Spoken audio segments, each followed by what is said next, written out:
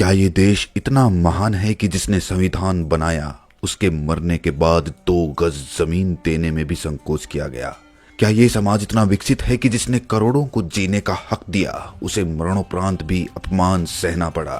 क्या बाबा साहब सिर्फ किताबों में पूजे जाते हैं या जमीनी हकीकत कुछ और कहती है? जी हाँ साथियों, आपने बिल्कुल सही सुना। आज हम बात करने जा रहे हैं उस सच्चाई की जिसे सालों तक आपसे छुपाया गया, वो सच जिसे इतिहास ने दबा दिया लेकिन अब वो आपके सामने लाया जाएगा। दोस्तों, इस वीडियो को अगर पूरा नहीं देखना चाहते हैं तो इसे यहीं छोड़ दीजिए, क्योंकि सच हमेशा कड़वा होता है और बहुत लोगों को कड़वी चीजें पसंद नहीं आती हैं। 6 दिसंबर 1956 की सुबह दिल्ली की सर्द हवा में एक ऐसी खबर तैर रही थी जिसने लाखों दिलों को झकझोर दिया। डॉक्टर भीमराव अंबेडकर नहीं रहे। ये केवल एक व्यक्ति की मृत्यु नहीं थी, ये एक आंदोलन की सांस रुकने जैसी घटना थी जिसने छुआछूत को चुनौती दी, जिसने संविधान की कलम से जाति की जंजीरों को तोड़ने की कोशिश की, जिसने समाज के सबसे अंतिम व्यक्ति को आवाज दी। वो अब स्वयं मौन हो गया था। दिल्ली के 26 अलीपुर रोड पर उनका शरीर शांत पड़ा था, लेकिन चारों ओर गूंज रही थी एक गूंगी चीख, ऐसी चीख जो सत्ता के गलियारों में साजिश बनकर फैल रही थी। उनके चाहने वाले अनुयायी साथी दूर दूर से उमड़ पड़े। कोई रोते हुए कह रहा था हमारे बाबा साहब चले गए, तो कोई बुदबुदा रहा था अब कौन हमें इंसान मानेगा। उनके चेहरे पर गहन शांति थी, मानो अपना सब कुछ देकर उन्होंने अब इस दुनिया से विदा ले ली हो। लेकिन उन्हें ले जाने के बाद जो हुआ वो एक और लड़ाई की शुरुआत थी, अंतिम सम्मान की लड़ाई। उनके पार्थिव शरीर को लेकर पहला सवाल उठा, अब उनका अंतिम संस्कार कहाँ होगा? दिल्ली में उनके अंतिम संस्कार के लिए जगह मांगी गई, लेकिन वहां की सत्ता ने स्पष्ट या फिर अस्पष्ट तरीकों से जगह देने से इनकार कर दिया। ना कोई स्मारक की बात मानी गई और ना ही किसी सार्वजनिक स्थान को देने की स्वीकृति मिली। एक समाज सुधारक, संविधान निर्माता जिसने इस देश को एक नई दिशा दी, उसे उसी देश की राजधानी में दाह संस्कार की जमीन नहीं दी गई।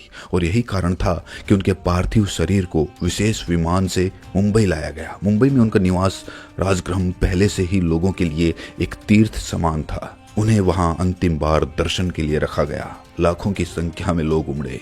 कोई दहाड़ मारकर रो रहा था, कोई उनके पैरों से लिपटा हुआ था, कोई बस स्तब्ध खड़ा था जैसे किसी पिता को खो दिया हो।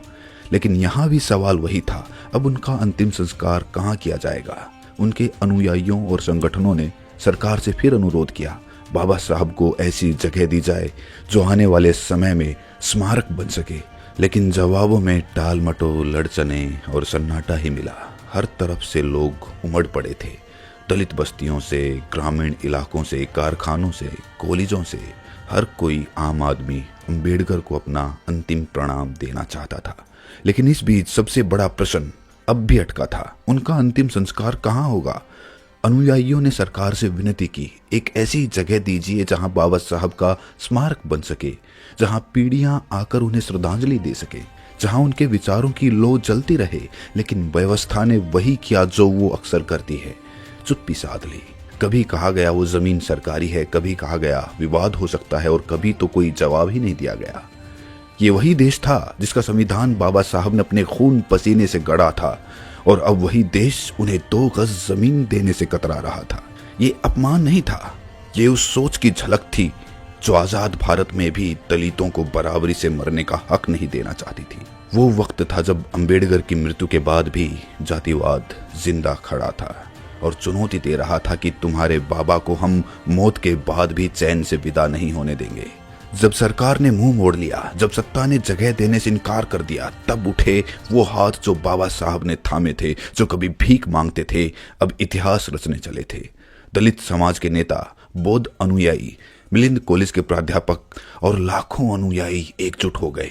अगर सरकार नहीं देगी तो हम अपने बाबा को खुद जमीन देंगे। मुंबई के दादर समुद्र तट के पास एक छोटी सी सरकारी जमीन पर नजर पड़ी, एक वीरान, उपेक्षित, चुपचाप पड़ी जगह।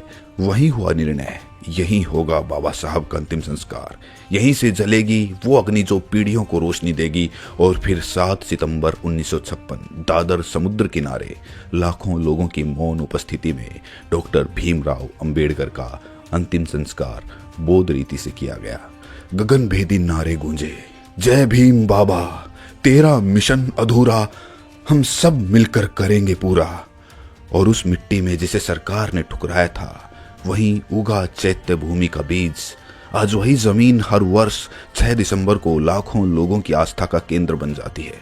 वहीं लोग रोते हैं, प्रण करते हैं और पूछते हैं कि क्या आज भी ये देश बाबा साहब के विचारों के साथ न्याय कर रहा है। तो अब सवाल उठता है कि क्या ये सिर्फ अफवाह थी कि बाबा साहब को मरने के बाद जमीन नहीं मिली?